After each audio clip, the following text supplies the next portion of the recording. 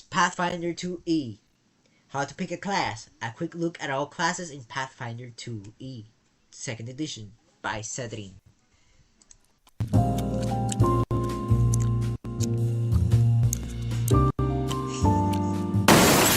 Well, hey there, are you just getting interested in Pathfinder 2? Are you overwhelmed by the fact that there's 22 different classes to choose? Yes, there are 22 classes to choose from. And right now, the most I've played are Fighter, Gunslinger, Witch, and Barbarian. That's all I've played. And I'm probably gonna play another Witch or another Gunslinger in the future. Probably I will. Probably. Goddamn. But yeah, I will do that sometime in the future. Probably. Choose from and counting? However, would you decide on what class to choose for your idealistic character that you're trying to craft? Worry not, friend, because I have done you a favor, and I have created a video for you that goes over every single class with a brief summary to tell you exactly what they're about and why you might want to choose them. You're very welcome. You guys I accept tribute in the form of money, cash. You guys better pay attention to this man because he's gonna give you layers and layers. So you better pick up a notebook. I am not because I've been playing this for a while now. You guys pick up a notebook. Write whatever whatever Zedrin says. And I'll give you guys my experience with the games thus far. And pictures of my OC. Anyway, I've kind of divvied up all the classes into a bunch of different smaller categories, so that way they're kind of easier to understand. These categories are in no way official, and you probably won't find other people using the same terminology, but they might make it easier for you to understand. Okay, hold on. Okay, let us pause right there. Star, 1 star, very simple and straightforward. No real wrong choices. 2 star. Okay, this is going by the stars. By how hard it is. 5 star is very challenging, very hard, and 1 star is extremely easy. Fighter is an easy class to dominate. Same as Gunslinger. My brother in Christ, I played one shot with a Gunslinger. I was fucking indestructible. Okay, not indestructible, but almost. I could beat a bunch of monsters really easily. Yeah, it was fun. I really want to try play Gunslinger again. I also play Monk. Monk is a little bit too hard for those who do not know how to use martial characters, but for me it was fun. I think I'll get to play as him again sometime in the future. But right now I'm still focusing on my barbarian character because he's my main character right now for a Pathfinder game I'm playing it. Also, if there's anybody who wants to make streams playing Pathfinder, contact me please. Yeah, it will be such an honor to play with somebody Pathfinder. Just come on. I'll even do the fucking art. I'll do it. I'll fucking do the drawings and shit. I'll do it. You just tell me when. That's it.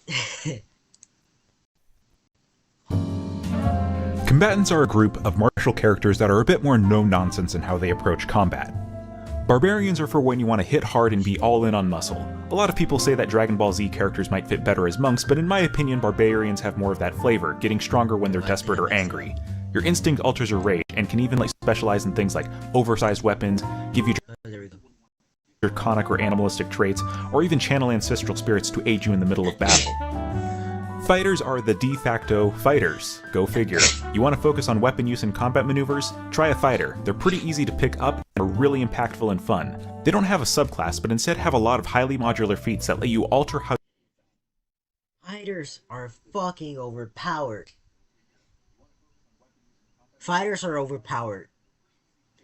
They can do a lot of stuff. I don't know what stuff. Because it's been so long since I've played a fighter. But I have a fighter in my team, in my party. I'm the barbarian. Friend of mine. I'm gonna call him Gary because that's his name in game. He's a fighter, and he can use magic like crazy. Okay, not like crazy. It's more like cantrip or something like that. It's something like curse, I think. But yeah, yeah. how you approach combat and let you customize your playstyle to whatever suits you. Rangers eat good in Pathfinder 2. While they're still fighter-like with a bit of a nature theme, the modularity of the system makes it really easy to customize what kind of ranger you want You to know make. what? You want to use magic, animal companions? You know what? The concept of a ranger I would like to use. Do you guys know Strider from Lord of the Rings, who's actually the king? I forgot his name, but Strider. Uh, he's such a great character, and I really would like to play a ranger who's actually an exiled king that had to be exiled and shit. I have that idea in my head right now. That I just thought about it right now. I wanna play. Yeah, I wanna play. Uh, I wanna play Strider, or at least someone like Strider. It's not really Strider. Focus on nature and survival? You can pick and choose which elements suit your idea of the ranger. And whatever options you go with, your ranger will feel like they have a unique and specific identity. And with Hunt Prey, they become one of the best single target attackers in the game. And don't be fooled, the name Ranger refers to being like a warden of the forest. It doesn't actually mean you have to use ranged weapons, and in fact in Pathfinder 2, Rangers are effective with all types of weapons, even two-handed and strength-based ones. Pathfinder 2 probably does Rangers the best out of any system that I've played. Also, in my opinion, it's probably one of the most effective systems to make Aragorn in. Champions are what I like to call the team dad. They tend to be very heavily armored, big Champions are better known as paladins. Yeah, they're pretty cool to play as. They are amazing. I have not played one, but I have an idea of an evil champion who has to work with the party against his will, because if he doesn't, he's fucked. So he's forced to do a lot of things that he doesn't want to.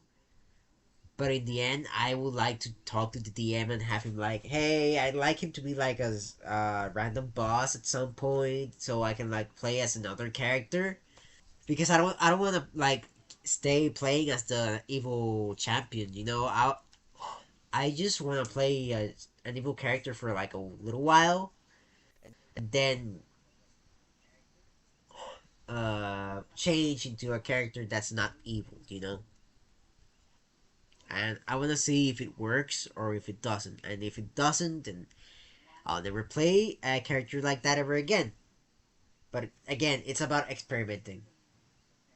boy tanks. This also includes the Paladin, which you might be more familiar with. Champions get a bit of divine influence and a few focus spells as well, depending on what kind of god that they choose, or what cause they align themselves with, but otherwise they're totally martial. Your cause determines your playstyle and is influenced a lot by your alignment, if you're using alignment that is, and grants you a unique reaction known as your Divine Smite, which you can use to punish enemies when they try to hurt your party members. You also get a unique spiritual ally in the form of a weapon, shield, or mount.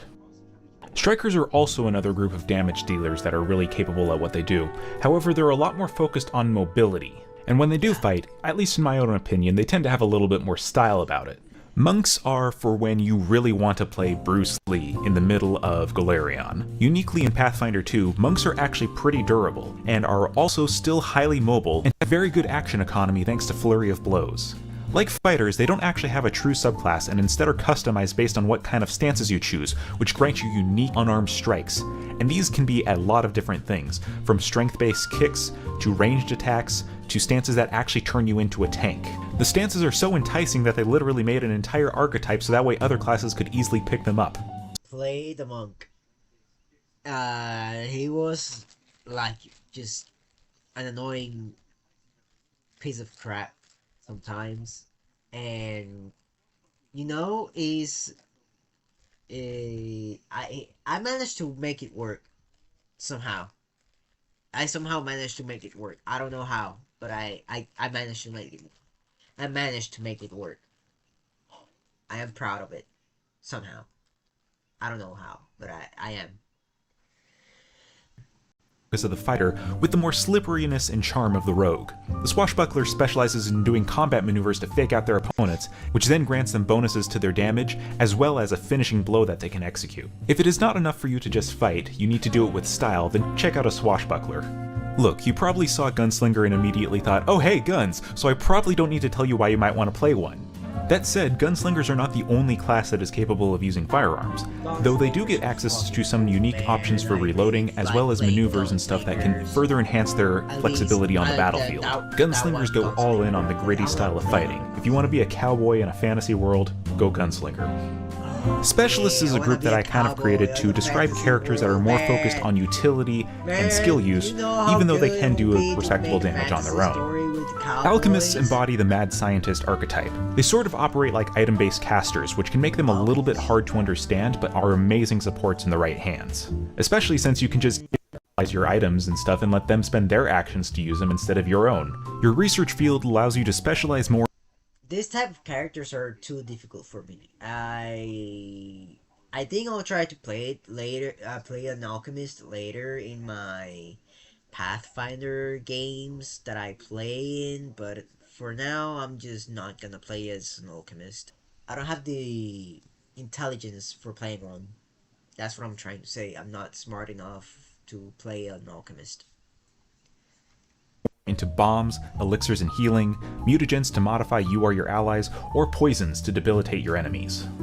Investigators are for when you want to play the big brain boy but don't want to be a caster. You know, I want to play someone like Sherlock Holmes, or just an investigator that's so fucking cool. Investigators are tied with rogues and skill focus, and they're so smart that they get a special action that allows them to use their intelligence to make weapon attacks. This also premeditates your next attack roll, which means that you get to see the result of the die before you commit to the attack.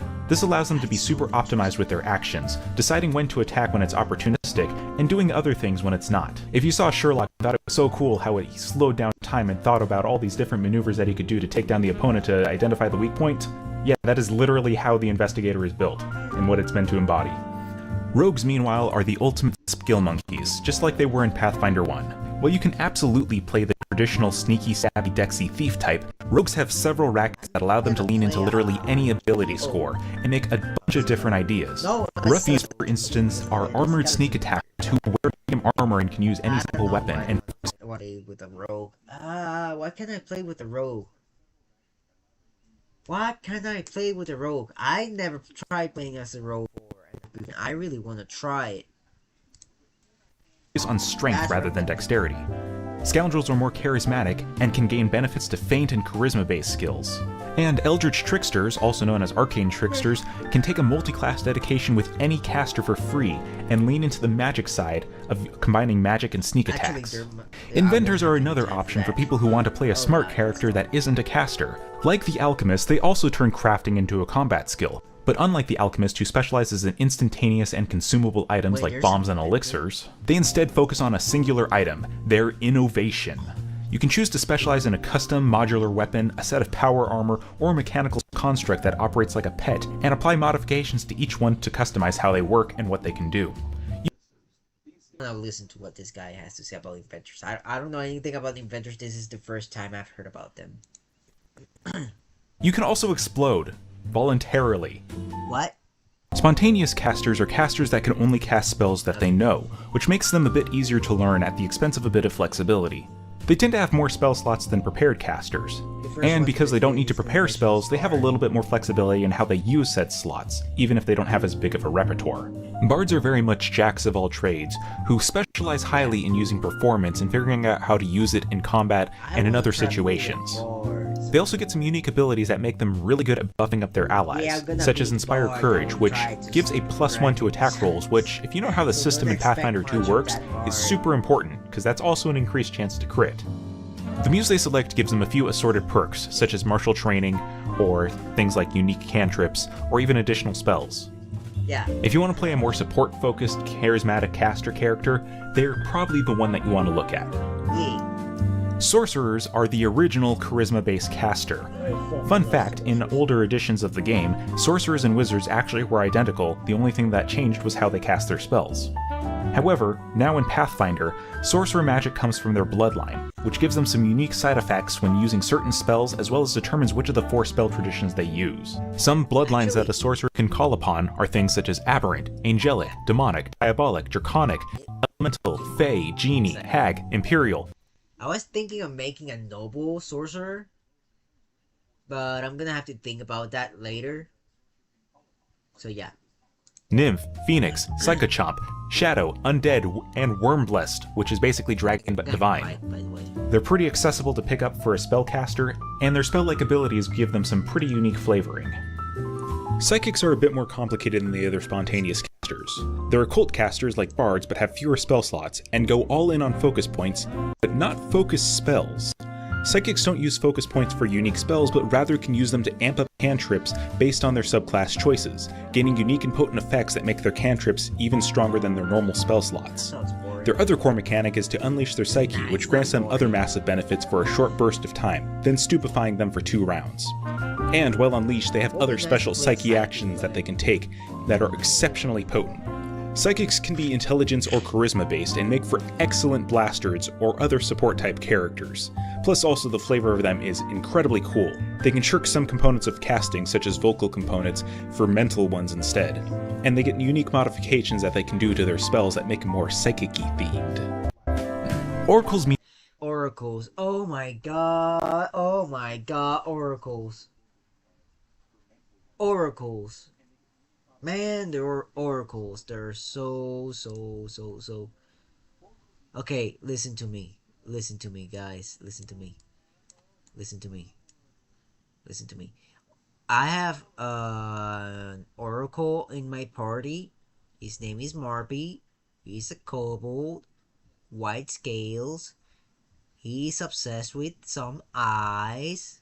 He has a cult of kobolds that we saved, and I'm pretty much his bodyguard sometimes, and sometimes I'm just like being stupid towards him, being really terrible towards him sometimes, but mostly because I love his character.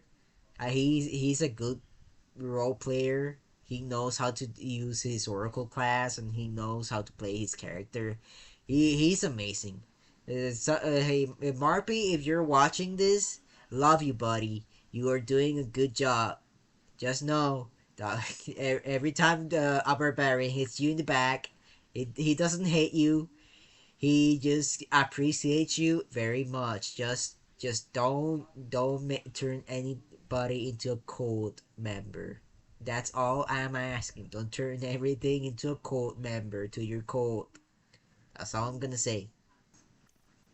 meanwhile, are also divine casters, but they have less of an interaction with any of the deities in the game. Oracles are similar to clerics in the fact that they have divine spells, but they are actually spontaneous casters. And while they have a domain like a cleric, they don't usually have a deity that they worship, or need to worship in order to get their abilities. Their power instead comes from some esoteric, hard-to-understand curse. This gives them several drawbacks, but they can also spread these drawbacks to opponents, and even turn some of their own drawbacks into a source of power. Oracles, in all honesty, can be a bit difficult to play, but they are so interesting that you might want to give it a shot. Mages is a group of prepared casters that I kind of lumped together because I didn't really have anywhere else to put them. As prepared casters, they know a whole lot of spells but can only pick through a few at a time. This makes them very flexible, able to adapt to the situation day to day. Clerics were the original divine casters, and are still amazing at it. Depending on what domain you specialize in, you can technically make any kind of cleric you want, from a martial character to a divine caster to a support unit, whatever. They also get several bonus spell slots per day that they can use for heal or harm depending on what kind of god they worship. And new to Pathfinder 2, you can specialize as a cloistered cleric, which is more of like a cloth-based spellcaster, or go war priest and give them a more traditional armored cleric type of feel that specializes in their deity's weapon. Druids are for when you want to make a character that is all about nature. They're a tree-loving hippie. They just love plants, they live among nature, and they talk to animals. We had a druid on our group. We missed that druid a lot. He got turned into a zombie. He was horrible. I don't think we can bring him back anymore. His players are already playing another character, which is also a pretty good character, by the way. But I really miss Voldo. I miss Voldo. He was such a good character to play with. Thorkin was like trying to be bros with him. So when he discovered that Voldo got killed in action, he got Thorkin felt bad, like really bad, and he wanted to avenge him. Yeah, Voldo was like he just met Voldo, and now he it just happened. Like the tree just turned him into a zombie. It was that bad. But yeah, we managed to avenge him. Pretty sure everybody knows the type. However, in Pathfinder 2, druids are probably one of the most flexible classes in the game. The modularity of the system lets you pick and choose which traditional themes that you might like to lean into, as well as gaining you an additional focus on one of your choosing. You can specialize in animal companions, familiar use, environment-derived spells, and wild shape, among other things. If you love animals or are simply enticed by commanding and summoning the elements, druid is definitely for you. Wizards, meanwhile, are the de facto arcane caster, and are the original prepared caster. For a lot of people, they tend to be a little bit too vanilla. Hold on. Hold on. Hold on. Hold on. Wizard. Trust me on this one. Wizard raises the staff and chants. The party asks them to stop, but they can.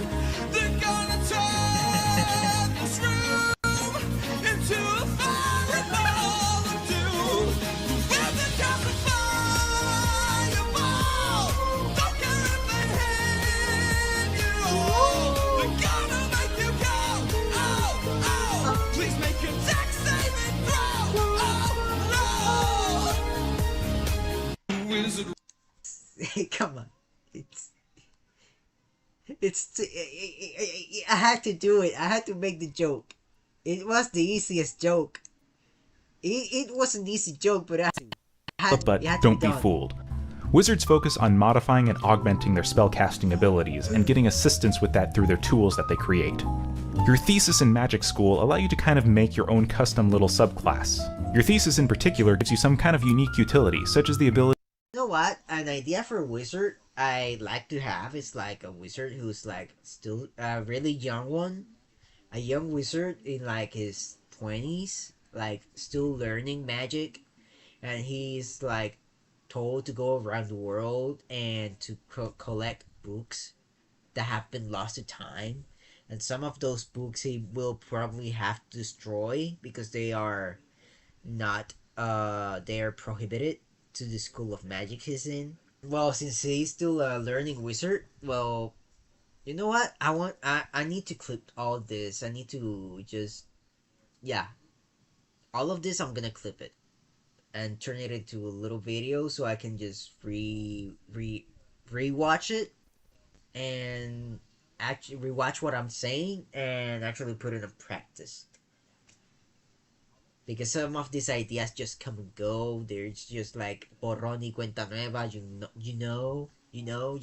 understand? To modify your spell slots or combine them, you can gain a familiar, or you can even get started with staff crafting at an earlier level. Witches, on the other hand, are often seen as kind of a sister class to a wizard, both being intelligence-based and prepared casters. However, uniquely, they can choose from any spell list, rather than just being limited to arcane. Thematically, they also have a patron, which is the source of their power, which also grants them an enhanced familiar, as well as access to hexes and curses which they can put on their opponents. This might feel a little similar to the Warlock of 5e. The familiar is super important to the class, and is the source of their spellcrafting, so if you want to play a caster that goes all in on the familiar, the Witch is definitely for you. Advanced classes have a bit more unique or esoteric mechanics and themes that don't really fit wholly into the other groups. I actually debated putting Alchemist in this list originally. If you can't decide between Might or Magic, the Magus might be for you, considering that they're a 50-50 mix of martial ability and spellcasting. Magi are what I like to call limited spellcasters, meaning they only get access to spell slots of their 2 highest levels. They still are technically prepared casters, which still gives them some form of utility. Their core mechanic involves combining spell attacks and weapon attacks simultaneously, imbuing spells into their weapon and unleashing both to a very potent effect. Summoners are another limited spellcaster, one that revolves entirely around a custom pet known as an Eidolon. Eidolon? I don't know. Eidolon. Their summon Yeah. is linked to them and operates as a proxy fighter, I've making them a played strong Summoner force before. on the battlefield. Didn't last long playing it because the schedule for that game was horrible for me. So I just had to like cancel it and stop playing. I only played like for 2 days that character. I really want to replay that character. He's like this really serious lizard folk summoner, and his Eidolon is like so freaking cool. I have his Eidolon as my profile picture in my TikTok on my art account, which is in Spanish. He's a pretty that it's a pretty cool Eidolon. Summoners are basically just is JoJo characters. The Eidolons are just their stands. That's as much as I can simplify it. Especially for positioning. And thanks to the 3-action system, companion controls feels less Yeah. overwhelming and more fluid than ever before. Basically, Eidolons can move 2 times, and you can move 2 times. It it gives you 4 movement, 2 for each character. So it's pretty versatile. It's a bit hard to control, and you might want to have the Eidolon fight for you. The mistake I made is that I just went to the fight like a fighter or a barbarian, because again I'm playing a barbarian in my main game, so you know. You want to go all in on a pet class, the Summoner is definitely for you. Thaumaturge, meanwhile, is a martial type class that can fool people into thinking that they're a wizard or something. They carry a bunch of implements and knickknacks that, to the untrained eye, may seem useless or junky, but in reality can be used to gain specific benefits and even exploit the weaknesses and vulnerabilities of any opponent. Yes, even those that don't have a weakness, they will create one. Thaumaturges are the ultimate monster hunters, and if you want to play a character like Geralt of Rivia or Trevor Belmont, check this class out because it's incredibly cool. So obviously I couldn't go into all the Okay. details on every class, but each one honestly has some interesting mechanics and themes going for it. And this is just my opinion, but each class really feels like it has a strong identity and unique mechanics that don't infringe upon one another. With that all said, what are your favorite classes, or which ones interest you the most?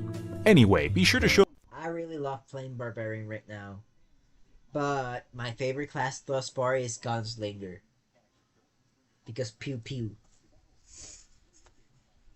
I'm just I just love gunslingers, man. Gunslingers are so fun. They're amazing to play as. They're good to play as. I want to try playing as one again. Actually, I still have his character sheet, so maybe in the future I will play as him again. He's a pirate. He's pretty cool. if you like the vid, and subscribe if you, Actually, to be honest, I kind of just upload whatever I want whenever I want, so, there may or may not be more Pathfinder vids in the future. Can't promise anything. Do what you want.